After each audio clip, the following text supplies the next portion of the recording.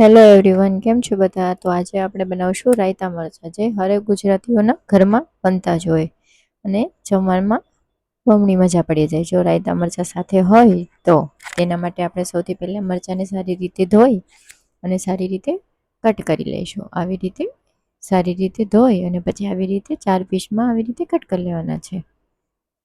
મોટા મરચાં છે તો ડબલ વાર કટ થશે. આવી રીતે સારી રીતે એને ધોઈને કટ કરી લેવાના છે અને જે બી હોય એ નીકાળી લેવાના છે બધા. તો આપણે બધા મરચાંને આવી રીતે કટ કરી લઈશું.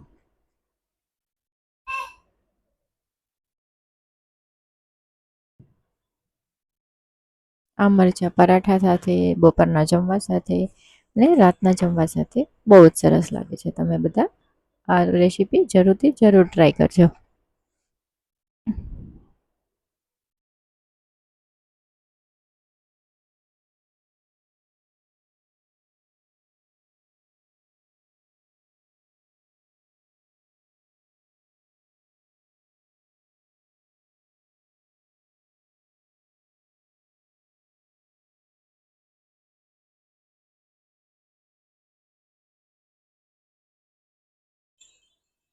હવે આપણા બધા મરચાં કટ થઈ ગયા છે અને જો કોઈ મોટા થયા હોય તો એને આવી રીતે નાના નાના પાતળા પાતળા પીસ કરી લઈશું.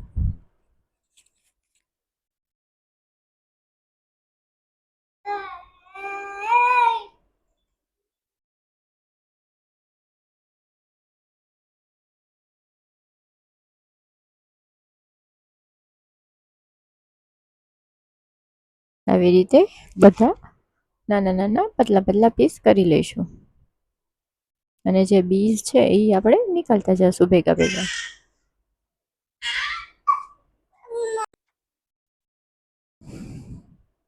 જેનાથી મરચાં ઓછા તીખા હોય.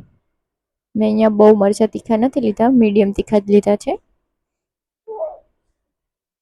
જો તમને વધુ તીખા ભાવતા હોય તો તમે વધુ તીખા પણ લઈ શકો છો. પછી આપણે એમાં મીઠું નાખી દઈશું. મીઠું થોડું ઝાઝા પ્રમાણમાં નાખવાનું છે અને પછી હળદર પાવડર નાખવાનો છે. એ બી થોડી સરખી રીતે નાખી અને પછી આપણે સારી રીતે એને મિક્સ કરી લઈશું. ઇન્સ્ટન્ટ બની જાય અને કોઈ મહેનત વગર અને બધાને બહુ જ ભાવે. હવે એમાં આપણે 1.5 જેટલું લીંબુ નીચવી દઈશું.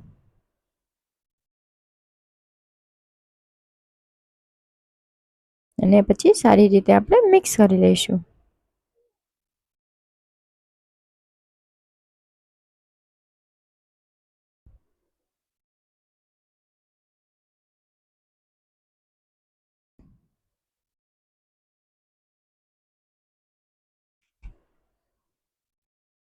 પછી આપણે આને ઢાંકીને અડધી કલાક માટે રહેવા દઈશું અને પછી સારી રીતે મિક્સ થઈ જાય મીઠું અને હળદર.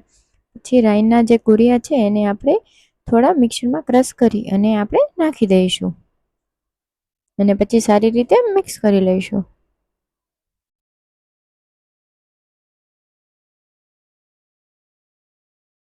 તો આપણા મરચાં રાયતા રેડી છે. તમે અત્યારે જ ખાઈ શકો છો. અને આપણે એરટાઇટ કન્ટેનરમાં ભરી અને ફ્રીજમાં રાખી દેવાના. તો આપણા રાયતા મરચાં રેડી છે. તમે જોઈ શકો છો સારી રીતે મિક્સ થઈ ગયા છે. ઓકે, જો વિડીયો ગમ્યો હોય તો લાઈક અને સબસ્ક્રાઈબ ચેનલને જરૂર કરજો. Okay, thank you.